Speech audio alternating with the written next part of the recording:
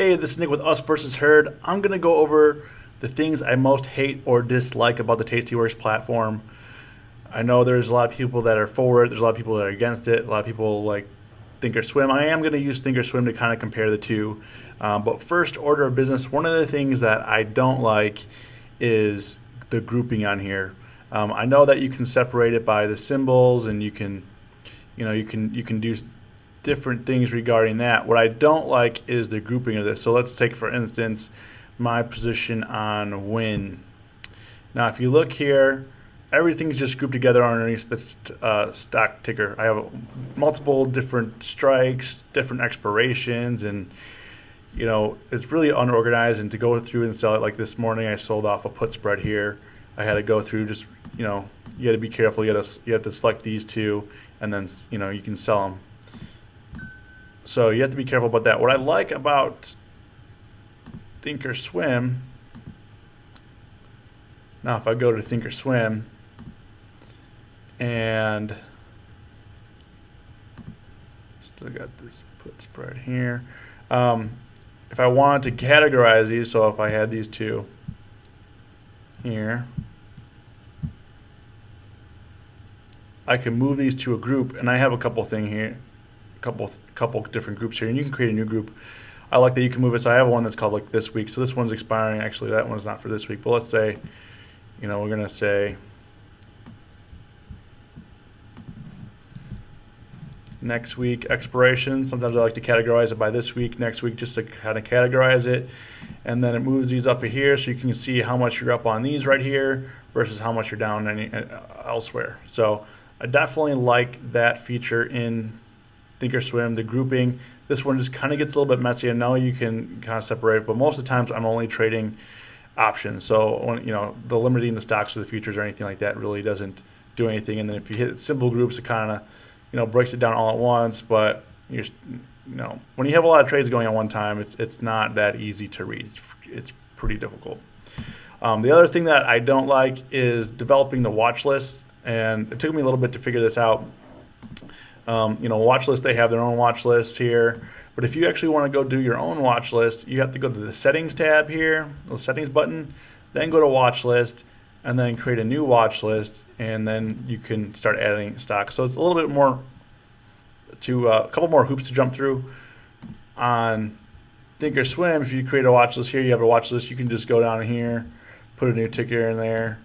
Let's say it's Best Buy, and you're in. And you can reorganize this, and then it also syncs with mobile, so then you get that list on mobile. tastyworks does sync with mobile as well, but you kind of have to do it here. And then the other thing is there is no alert system.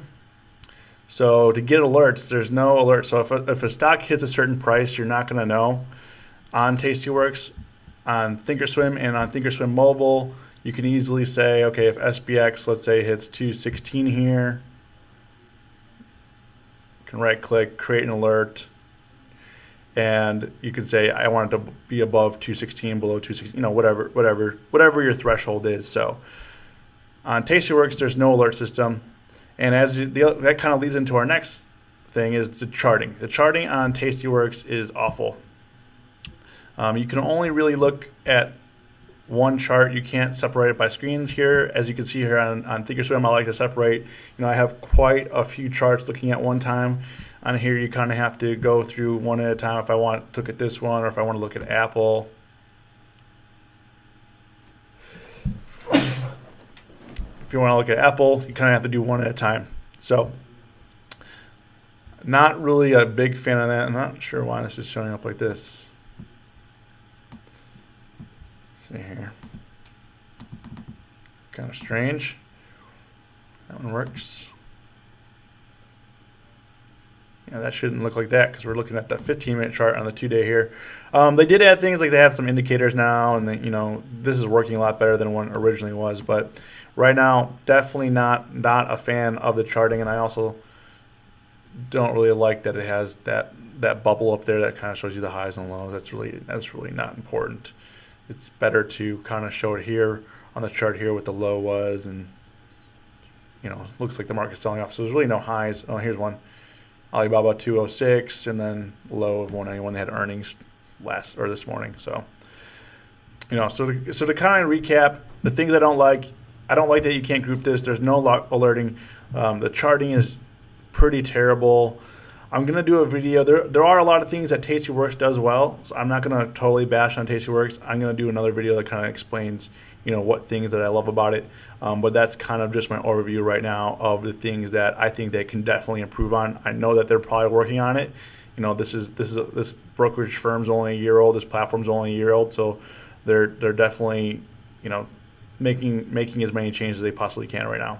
So if you have anything that you'd like to add, comment below. If I forgot anything, also comment below. If this is your first time coming over here, like the video and subscribe to the channel.